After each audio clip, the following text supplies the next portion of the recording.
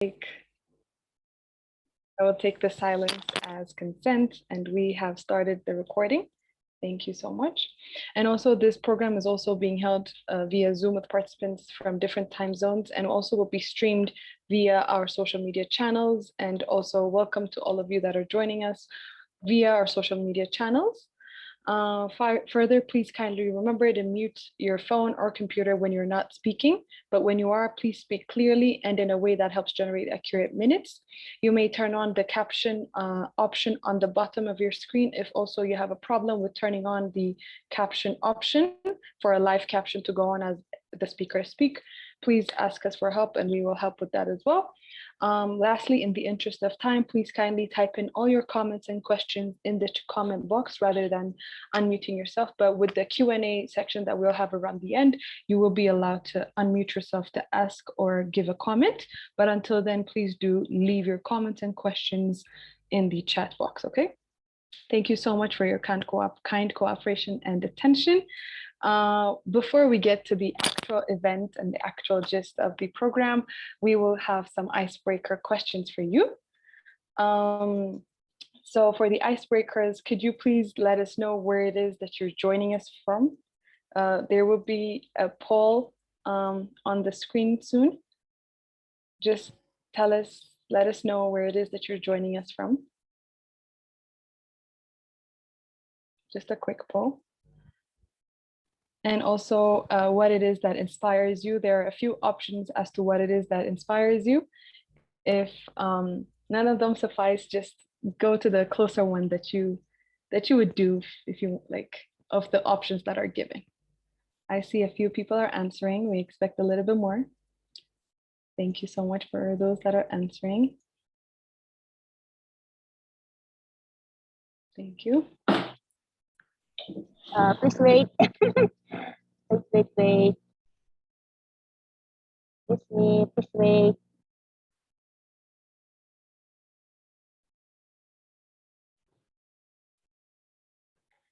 Okay, we have a few people that have not filled in the poll. Just give you a second or two.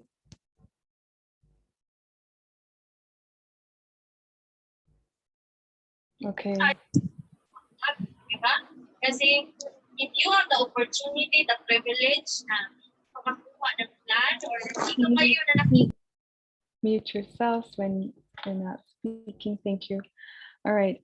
So we have about 57% of you from Asia, 22% from Africa, 17% from Europe, 4% from Oceania. Thank you so much. We have 13% that like taking long walks in nature, 30% that likes helping others. That's amazing. 22% being part of an inclusive society, and 35% learning and doing new things. These are all nice things. These are all amazing things. I love that the most percentage was for helping others, equal to learning and doing new things. So both of which are amazing. Thank you so much for all of you that answered. And now there will be a chat sent in the link. I mean, a link sent in the chat to a Mentimeter. It will ask you just to describe diversity, what diversity means to you in one word. And how the Mentimeter works is whenever you put in an answer, it will create a word cloud, and we will see how all of us here describe, diversity, and it will be nice to live see the answers that will come in as to what it is diversity means to all of us here. So please do follow the link and then just give in one word as to how you would describe diversity and what it means to you.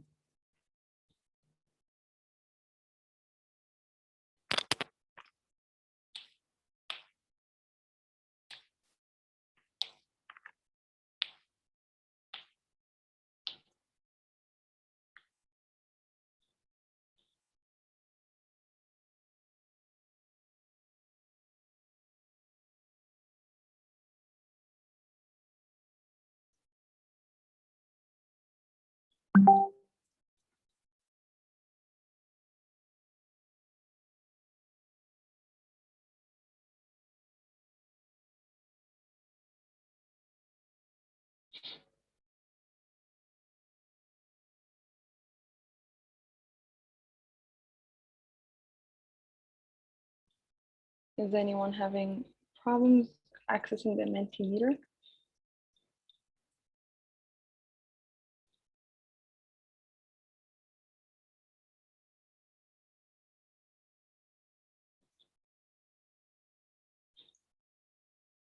Okay. So here are some of the answers that you all have given as to what it is that diversity means to you. Differences, inclusion, personality, wealth, unique, together, colorful, that's true, culture, variety, strong, rainbow, stability, acceptance, equality. These are all your answers, and these are all amazing and honest answers. So if there's anyone that's still yet to add in their answers to the Mentimeter, please go ahead and do, and we'll just add on to the word cloud. I think these are all wonderful answers. So I think this calls for a celebration. So I'm gonna ask all of you to turn on your videos now, and we will take a group photo as we would had this been in person before we go ahead and get started with the actual segment of the show with the fireside chat. Can I please ask everyone to turn on their videos? If you're not comfortable to do so, please don't feel like you have to, but we really appreciate it if we could see your beautiful faces. So please turn on your videos, everyone, and we will take a group photo as we would had this been in person.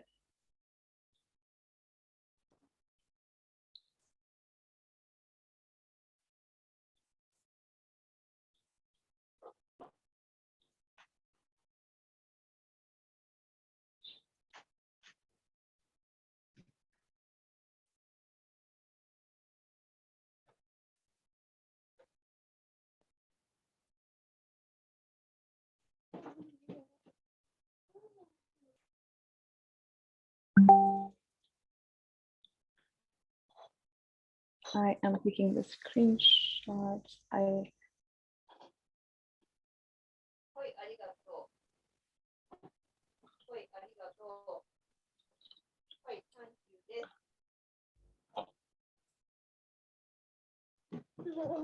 Okay, thank you so much for all of you. I think that's gonna be one very beautiful picture.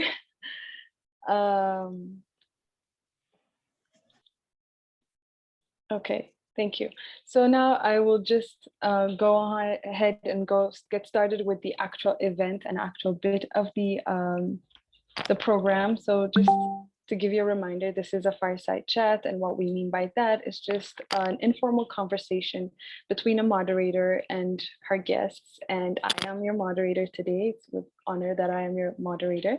And we have our panelists, our guests, who will be sharing their professional expertise in the topic that we have at hand, which is diversity. And we have this as a topic today because it goes really well with our organization, Includovate, and its mission and its vision.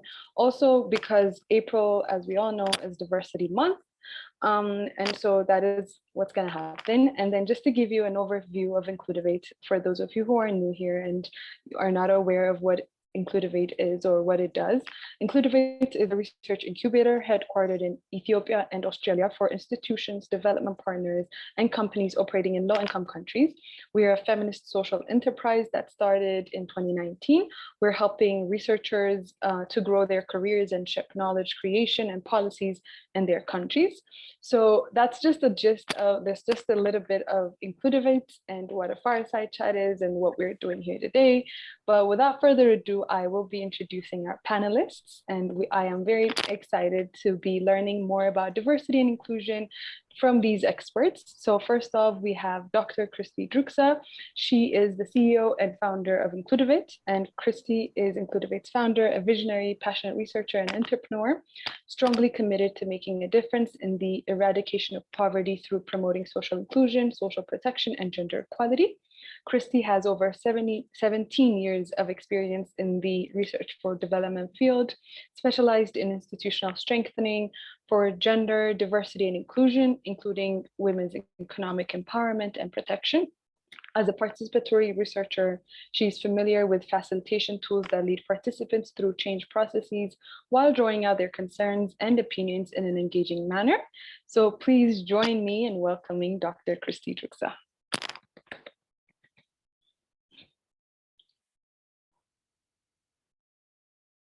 Okay. And then our next panelist is Dr. Nikoletta Pikramenou. I am so sorry if I'm mispronouncing your name. Nikoletta is a legal expert on gender issues. Her doctoral thesis introduced the first global legal comparative study on intersex rights, and it was published in 2019 by Springer as a book under the title Intersex Rights, Living Between Sexes. She has worked for several organizations, including the delegation of the European Union to the United Nations in New York. Since 2019, she's been collaborating with intersex activists in Greece and abroad for the promotion of intersex rights. Currently, she works as a principal researcher at Includovate. So please join me again in welcoming Nikoletta Pikramenou.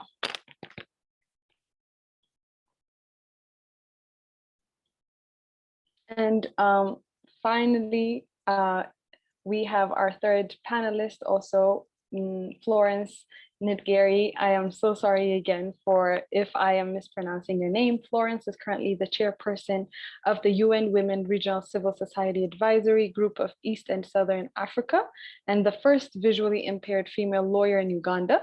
She holds a bachelor's of law and was awarded a scholarship by the Open Society Foundation, where she completed her Master of Law and International and European Human Rights at the University of Leeds in the United Kingdom.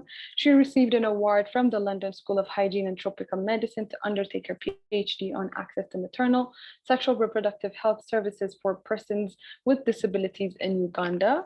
So please again, join me in welcoming Florence.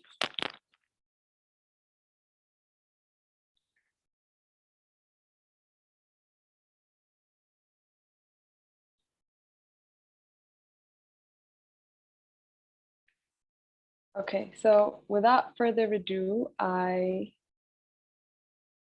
let's start the conversation.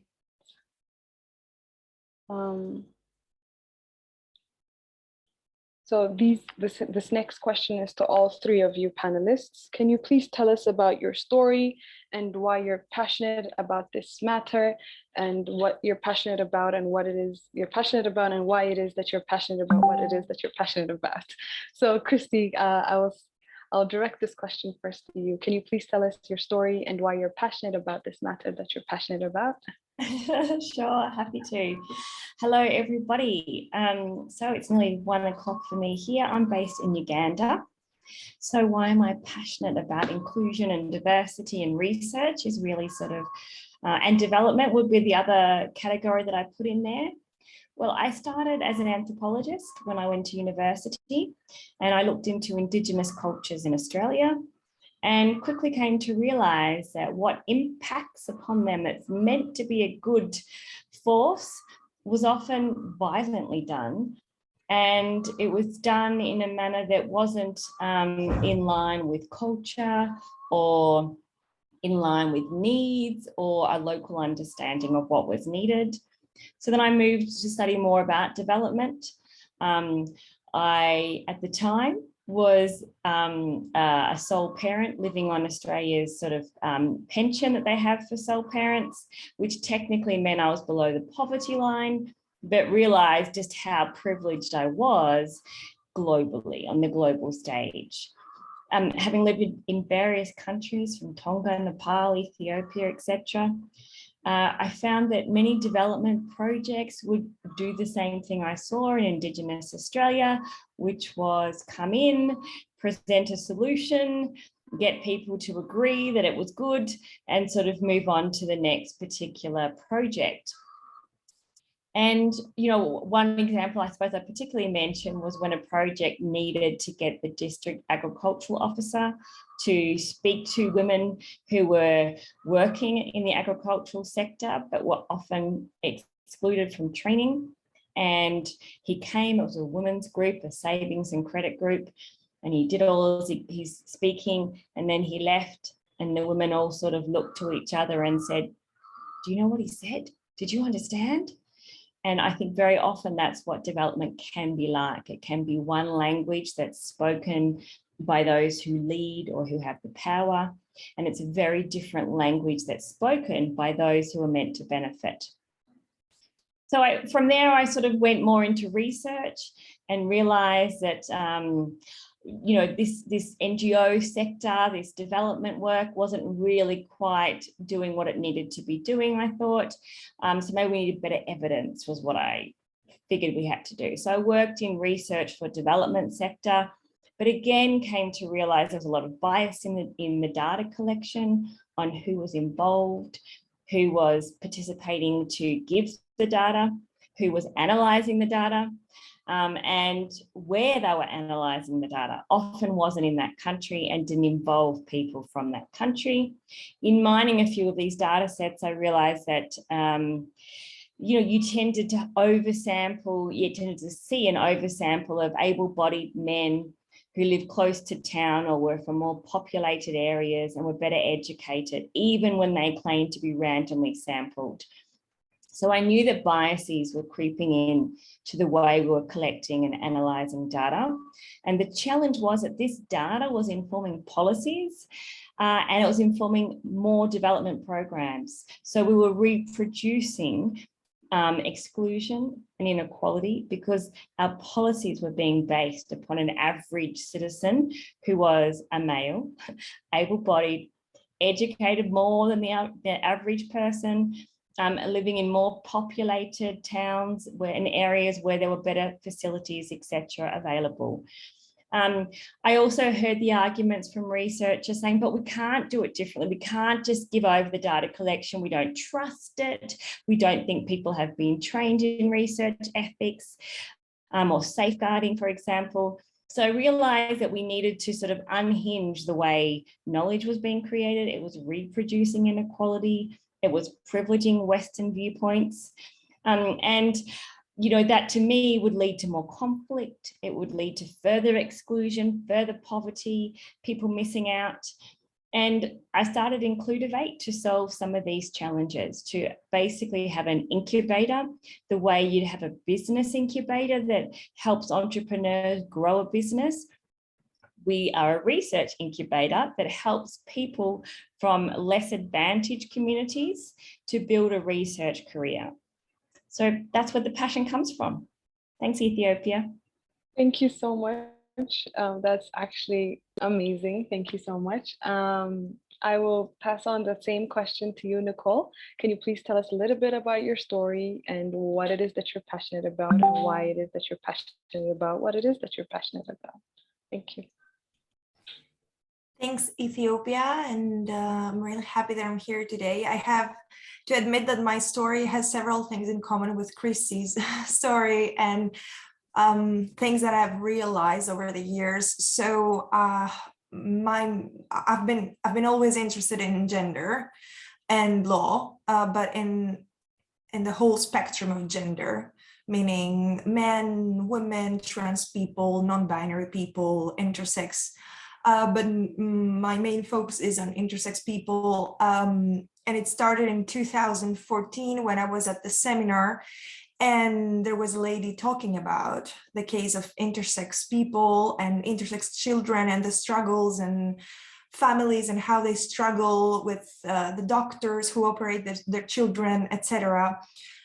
So I started doing some research and I found out that first of all, there were no laws on intersex, which was very problematic. Intersex people are almost the 2% of the population around the globe, so there was nothing about them.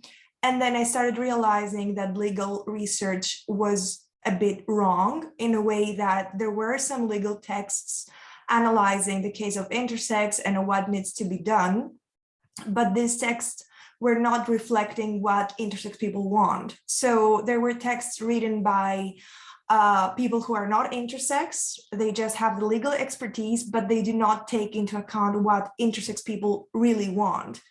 So I started doing my PhD on that, and I was looking for ways to engage them in my research. And in law, it's not really easy to engage people in research since we do not do interviews as in other disciplines. For example, in sociology, anthropology, it's very common to do interviews. So what I did was that I included and I based the whole structure of my thesis on statements published by intersex movements all around the globe. And I also had my text peer-reviewed by intersex people themselves. So this is what I tried to do in order to be inclusive. And then I started also realizing that the whole legal system and how it works has many problems. For example, lawyers are not familiar with terminology, essential terminology. So if an intersex client goes to them, they do not know how to talk to them. They do not know about their case. And also, lawyers will mostly treat them as clients, as another case to make money. So I thought that we need to change all that and to have lawyers and legal experts being engaged in the movement. So not to treat intersex as another client or as another organization that we're providing our services for, but to be engaged within the movement. So this is how it happened, and I became a founding member of the NGO Intersex Greece, which is also a member of a broader network of NGOs all around the world, comprised of intersex people.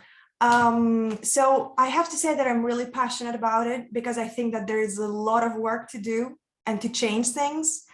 And I think that the main source of the issue is back in legal education.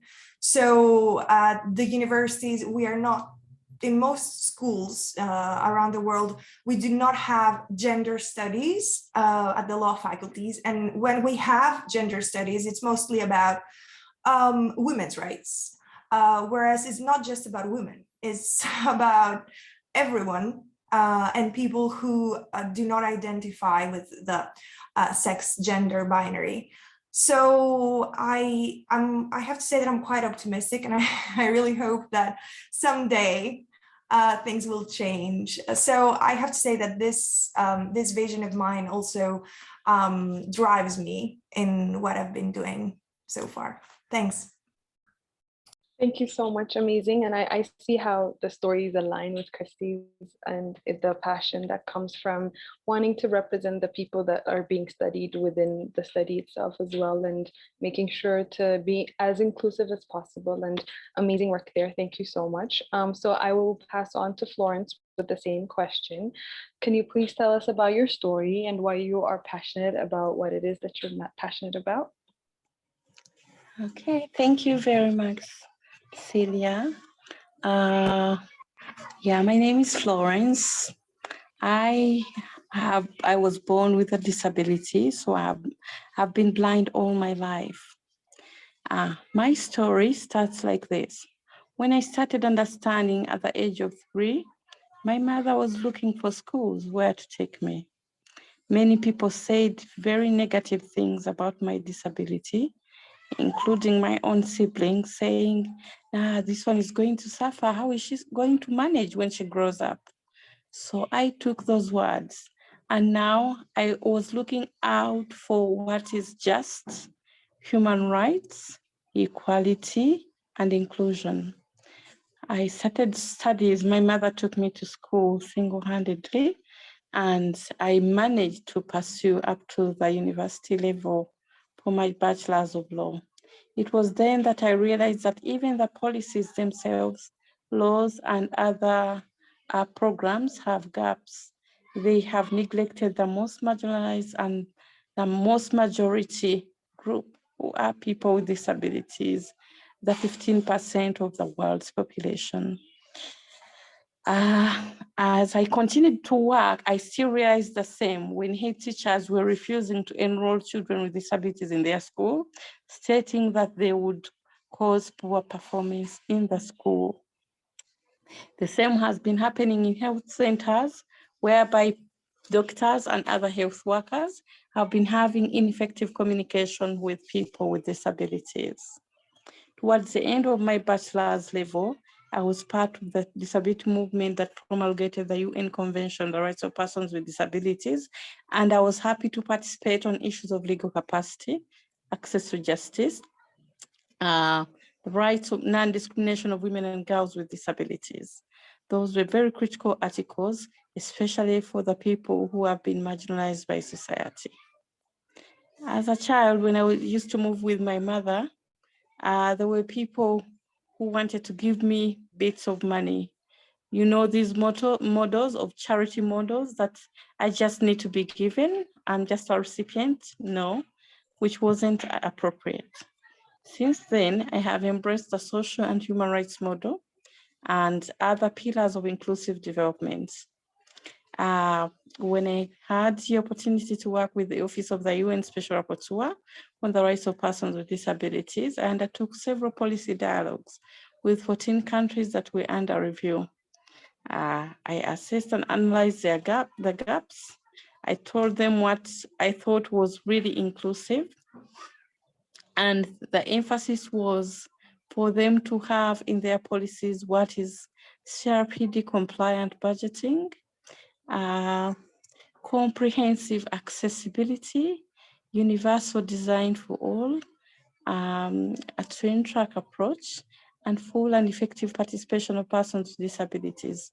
To us, consultation is very critical. Still as a lawyer, I joined research firms, and the challenge still was on the data. We all depend on estimates by the World Health Organization, who would never even reach to us when they were collecting the data, claiming that 15% of the world's population are people with disabilities. In our own countries, there is no disaggregated data on the different ages, gender, and disability of the various categories. So because data is not appropriate, policies have not been able to address our plight, our needs, and reasonable accommodation. This is the reason as to why I joined the Includovate to try and pursue what I believe is inclusive development. I am happy that the entire world, including the UN, are developing disability inclusive strategies. This is my story, and that's why I'm passionate about it. Thank you. Thank you so much for that very inspirational story, and thank you for sharing it with us. So as I have you here speaking, I will go back to you, Florence, with my next question. What has influenced your thinking around diversity and inclusion and motivated you to get involved in being an advocate for change? You've kind of touched on this already, but if you'd like to say a little bit more specifically as to why it is that you get involved in being an advocate for change, and what has influenced your thinking around diversity and inclusion, please. What has influenced my thinking about diversity and inclusion is my lived experience. Okay. I have been a victim of discrimination, stigma, and stereotypes, especially when I was born. My mother started telling me this when I was 5, what my relatives, my aunties told her. Disability is a social stigma, and culturally, in our culture, they believe that for you to give birth to a child with a disability, you will have committed a sin. That's why when I grew up a little, I had a very wonderful Chief Justice that I admired, who inspired me a lot to be able to study and become a lawyer. He's the late Florences Ndagire. He was a brilliant guy. He fought for justice. He stood for what was right. So in order to deconstruct the existing myths, misconceptions, stereotypes, stigma surrounding children who are innocently born with disabilities is what has really inspired me to be an advocate of change. And trust me, I'm a highly motivated advocate for the rights of children and persons with disabilities. Thank you so much. I do trust you, and I've seen your work, that you're a very amazing advocate for change. And I will now take that same question to you, Kristie. What has influenced your thinking around diversity and inclusion, and what motivates you to get involved in being an advocate for change? Yeah, that's a good question. And, you know, some days I think sheer craziness is what helps me get involved, and complete idealistic view of the world and that change is possible. But really, what really sort of triggered me, aside from also a lived experience that Flo said from a young age, experiencing different types of discrimination because of parents, divorce, a whole range of other factors. When I was living in Nepal for 6 years, I happened to live there after the Maoist insurgency, and the country was going through a process of building an inclusive state. No one quite knew what it meant, but that's what had to happen. So there were Dalit, low caste, there was Indigenous minorities, there was people with persons with disabilities, there was illiterate, there was gender. Gender was actually one of the easier categories to incorporate in Nepal's post-conflict agenda.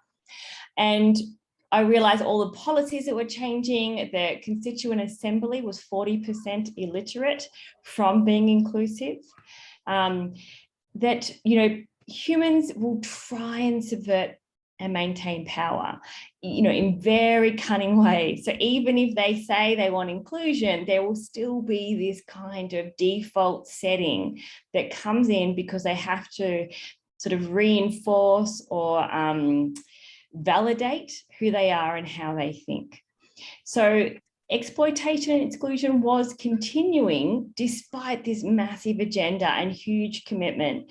And despite looking around and seeing an inclusive state, the practical application of all these different policies and practices was that people, networks would covert the system as they tried to maintain or grab for power. So it was a case of you got a seat at the table, but instead of inviting others from your identity group to participate, you tended to exclude them so that you had more power. So I saw this sort of unraveling and I was studying it. I also came across Frances Stewart's work on horizontal inequalities, which inspired me no end, because she sort of comes from the more economic background, and I have found economists to be some of the toughest nuts to crack on diversity and inclusion. They tend to say anti-merit or this, that, or the other, but actually what Frances Stewart shows is that horizontal inequalities have no value to society as a whole.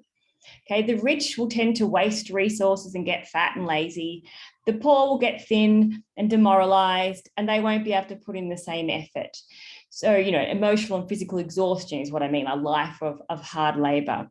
So then we have to exploit the young, get them to work for us all. And so it continues, and we reproduce inequality at a faster rate than our ability to solve it. Meanwhile, our ability to solve problems diminishes, so nobody wins. And horizontal inequalities is where you're born in a certain category, and that is your fate.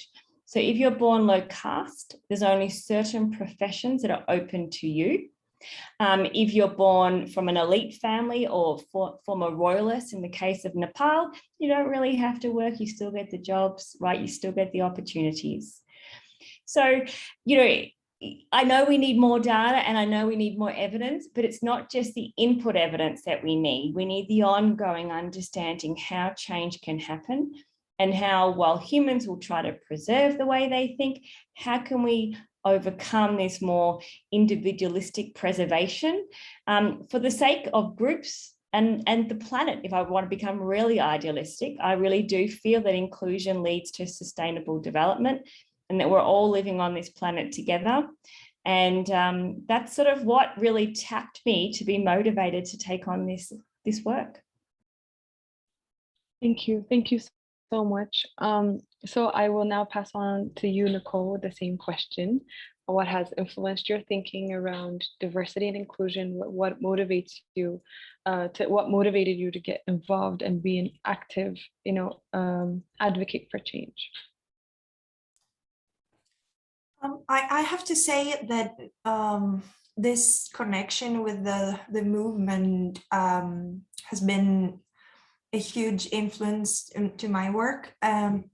Actually, as I said, I started working on it in 2014, and I decided to do this study both in Greece and in Sweden, because in Greece there was nothing about it in Sweden there was information. So I want to see how the conversation between these two universities could help me.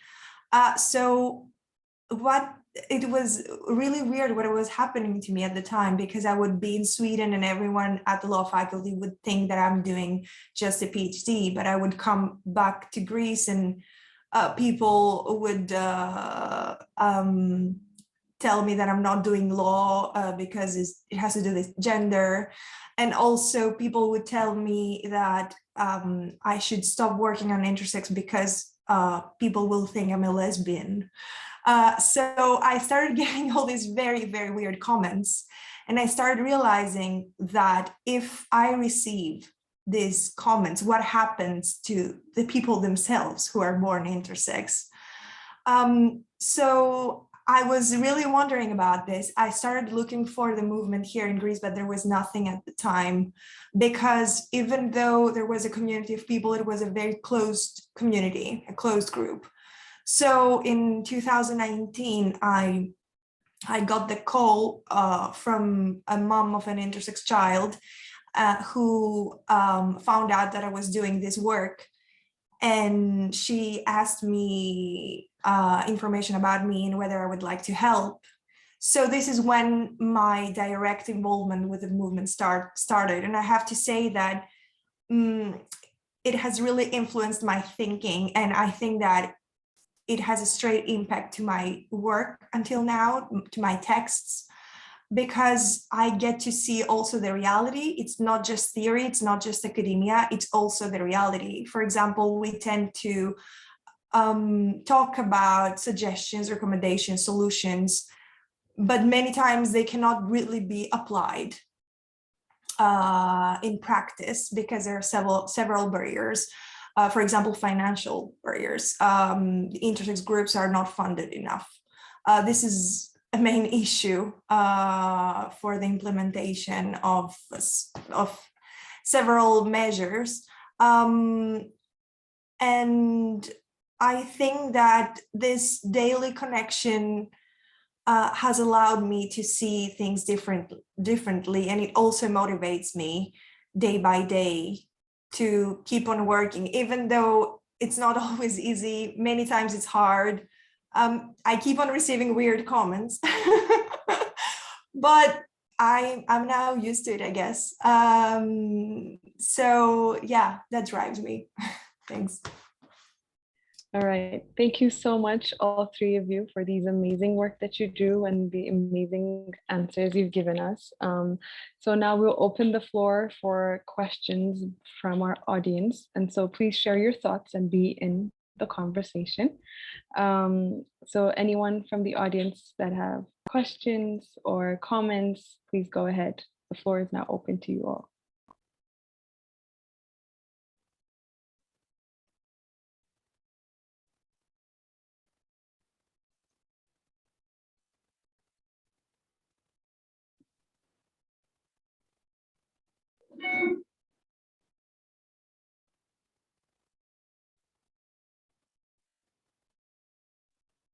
Okay, so we have a question in the chat. What is the importance of LGBTQI research in D&I, or diversity and inclusion? I think it will be natural for me to take this to you, Nicole, if you're comfortable answering this question. Yes, so I think that there are also several things in common with what Florence mentioned before about disaggregated data. So a huge issue right now is that we don't have data. And it's not just about intersex, it's about the whole spectrum. It's about all the rainbow, the LGBTQI. For example, we don't have data about same-sex couples and adoption. So you see people being negative around this issue straight away. Because we don't have data, we don't know what happens if a child grows up with a same-sex couple. So when you don't have the data, unfortunately, you cannot really influence policies, because still, again, your argument will be doubted. we need the data. So I think that we need several years to get the data that we want, but still we need to focus a lot on indicators that will allow us to disaggregate everything. So until now, I've seen that sometimes findings are disaggregated, mostly when it comes to the LGBT, lesbian, gay, trans, but still, again, bisexual, queer, intersex is missing. And of course, this has to do a lot with the lack of awareness around these issues. So I feel that we need, for sure, 10 years to have studies out there about same-sex couples, for example, and I'm talking about adoption because marriage and adoption are issues that, that many governments have been working on over the years. So they're not as recent as, for example, legal gender recognition. So the governments, in order to reform the laws, they need this kind of data. And that's why LGBTQI research is so important, because I think that this is the only way towards equality. I know that I'm focusing a lot on the legal aspect on this, is much more than this. But I think that still the law can protect vulnerable groups from violations. Wonderful, thank you. I hope that answers the question. Was it Celia that asked? Yes. And so next I'll go to Diksha Singh. I'm sorry if I'm mispronouncing your name again. The question is, for organizations that do not have D&I policies in place or are still early in their thinking about this, what are some baby steps or good starting points to starting having these conversations and also inform our work accordingly? And I think I'll take this question to you, Kristie, with institutional strengthening and all of that, if you're comfortable. Yeah, absolutely. And just to tap in a little bit to the earlier question about LGBTIQ and D&I and research, you know, we haven't really we've talked about it, but we haven't given the academic term of intersectionality, which is where you look at different subcategories of people and the different exclusion vectors, if you'd like, that affect these different subcategories, create sort of really deep pockets of exclusion that are hard to overcome than just one. So if you're a woman living in Nigeria, that's some categories. If you're a woman living in Nigeria who has a disability, that's a new category, different to a male living in Australia with a disability. And if you're a woman in Nigeria who's a lesbian who's got a disability, it's a whole other category again. And then if you're infertile and a woman and a lesbian living in Nigeria and wanting to have a baby, all of these sort of different vectors and challenges create sort of deep levels of exclusion, like deep pits, if you like, that are harder to climb out. And so this is why it's connected. We have to take an intersectional approach. And if we cast a wide net, to use a fishing analogy, we catch more fish, right? If you throw it out wide, you get more fish. And so that's the whole point too, about that diversity and inclusion does need to include all.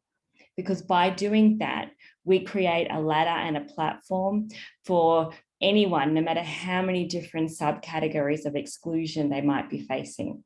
So anyhow, back to this particular question on organizations that don't have a D&I policy in place or are, you know, early on their journey, what are some baby steps that can be taken?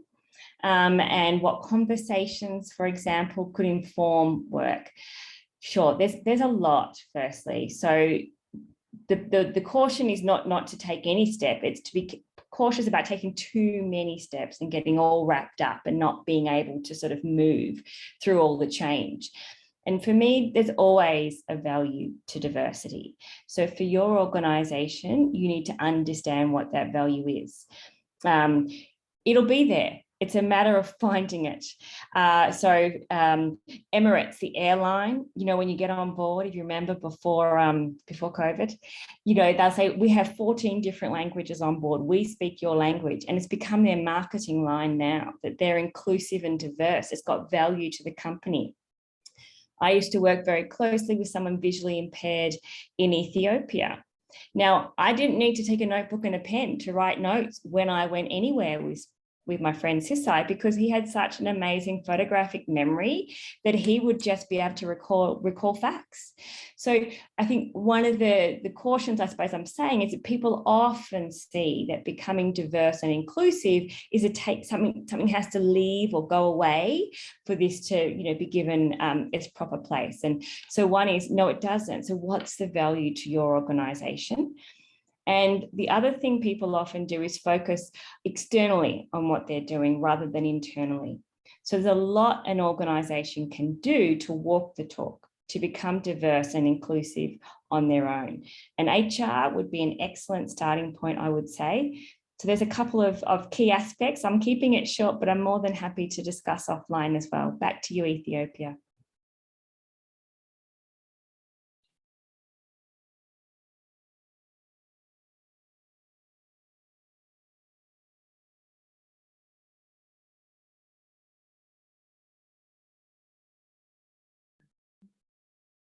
Hello, can you hear me? Sorry. Okay, so I think we're also kind of going over time, so I'll just take one more question from the chat and then we'll move on to the next segment of our program. Hello, okay, so I found out this morning that disability is seen from 4 models: medical, social, affirmative, and cultural. I always thought it was social model, but with these 2 new models now, I'm trying to understand how do we see disability sectors now. So Florence, if you're comfortable taking on this question, please go ahead and do so. Okay. How do we see disability in this sector?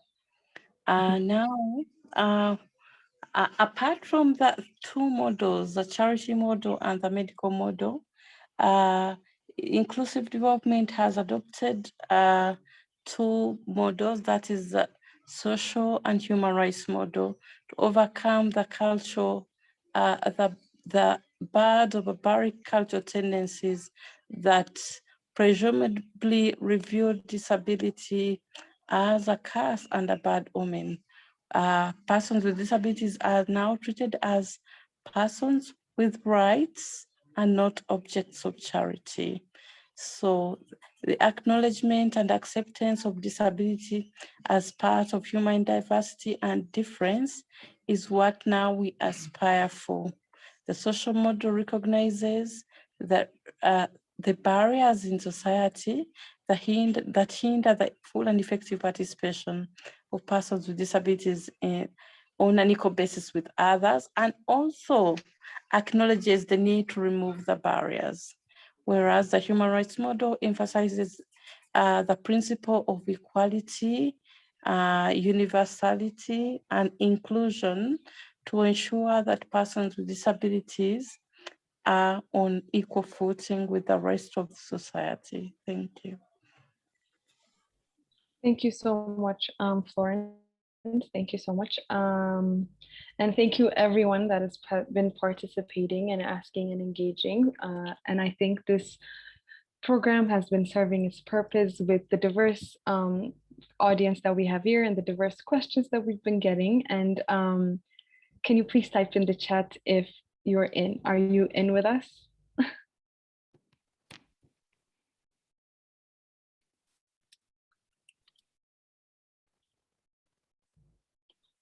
Thank you.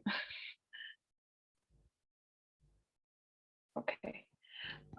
It is great to see all the people that are in. We hope to, this is a campaign that's going to run for a year, the I Am In campaign. And Camille Rose Albertine, I'm sorry if I'm mispronouncing your name, our product and marketing expert of Includovate, will now give us a little bit of a rundown to the campaign and what it is and how you can actively participate and be in. And I'll give it to you now, Camille. Yes, thank you so much. Yeah, really excited to share this campaign to everyone, and I hope you could all hear me. Yes. All right. So I'm glad to see all of the people typing in I am in, and I'm really excited to share with everyone Includovate's campaign. It's called I Am In. It's a participative campaign to support researchers from the Global South on relevant issues about inclusive research. When you say I am in, We show that we want to be part of the movement, and we want to design solutions for gender equality and social inclusion. So how about you? Are you in? Okay, so next slide, please. May I request for the next slide? Yes, so next slide. So when you say I am in, it means that I am involved, I am included, and I am interested. I'm also intrigued, I'm innovative, I am destructible, and I am invincible. Okay, so your question probably would, how would I be in? So next slide, please. So there are several ways to be part of the I Am In campaign. First is you could actually donate 100% of the funds that will be raised will go directly to our researchers from the Global South. It will be actually posted on our chat box, and you may also check that out later on, okay? And I encourage everyone to also encourage your network, your friends, to really go and be part of this campaign and also donate. Second is, next slide, please. Second is, we'll be also sharing some social media kits. So everybody could actually be part by uploading your photo using the I Am In virtual posters such as this one and the frames. And then resources will be shared to you after this event. And it will also be available on our website too. But for all those who have registered right now, you will be getting a social media kit that includes all the information about the campaign. So you have to use your voice right now, okay? And then the next one is, the third part is we would also be having trainings and learning events about social inclusion. So probably you've heard a lot earlier about from our great experts. So now is also the chance for you to learn more by our training and learning events that would be coming out soon. So stay tuned for that. And then for others, okay, for the next slide, please, okay. All right, and then you can also be part of the conversation during our fireside chat such as this and the community talks. And by the way, we also have our next fireside chat on May 19th.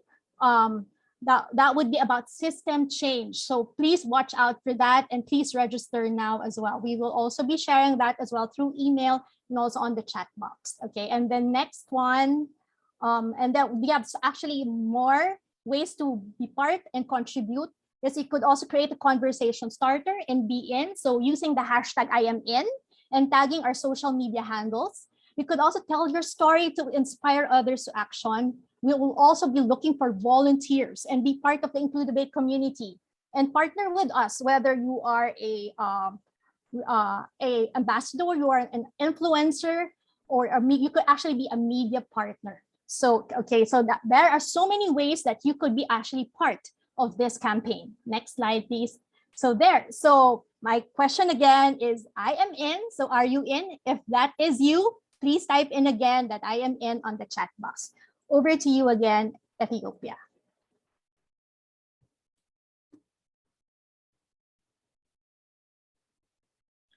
Thank you so much, Camille, for that elaborate explanation to the campaign.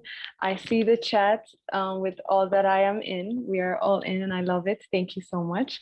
So to wrap up, we will just have one last poll about what subjects, what topics, areas are you interested in to learn more about so that we can design our upcoming trainings or like events and cater them to your interests. So there will be a poll asking you what topics or subjects you're most interested in so that, you know, we serve you with what it is that you want to learn and know about. Can we please launch the poll and then, yes, can you please let us know if you're more interested in learning about LGBTQIA awareness, disability inclusion, or gender awareness?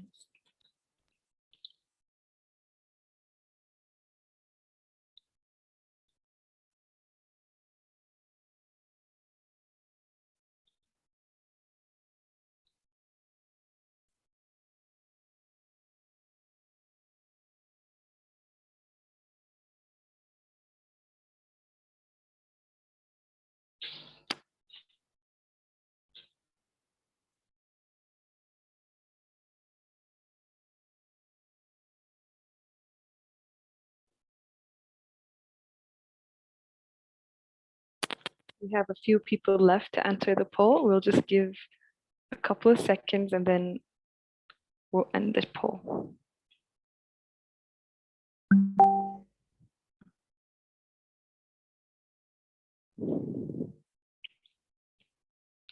Okay, so we have 39% both for disability inclusion.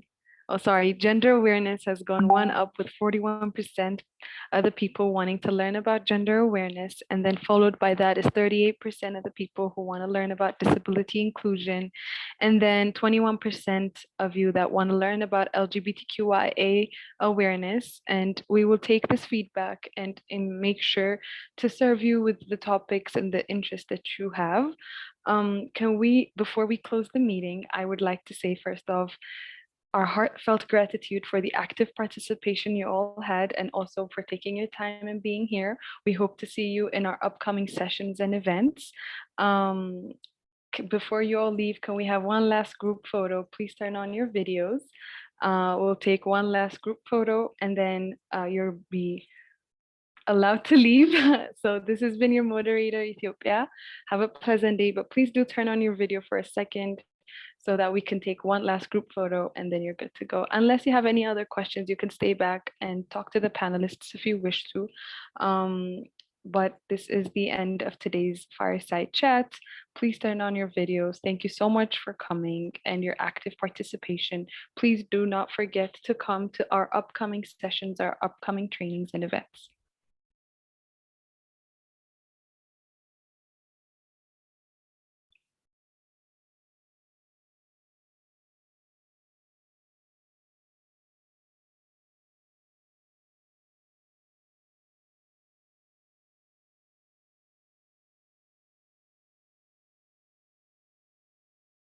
Thank you.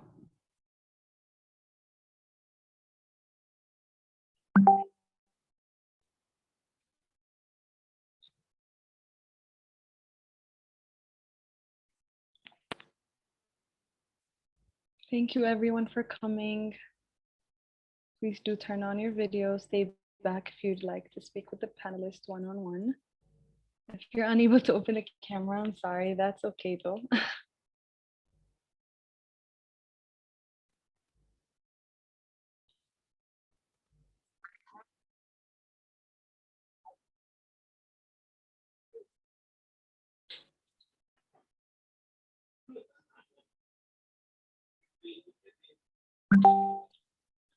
We will be sharing the social media kits and a Google form to get your feedback on these events and what more you'd like to see from us. Thank you so much for coming. And bye-bye. We'll see you soon with other similar events and other trainings and sessions.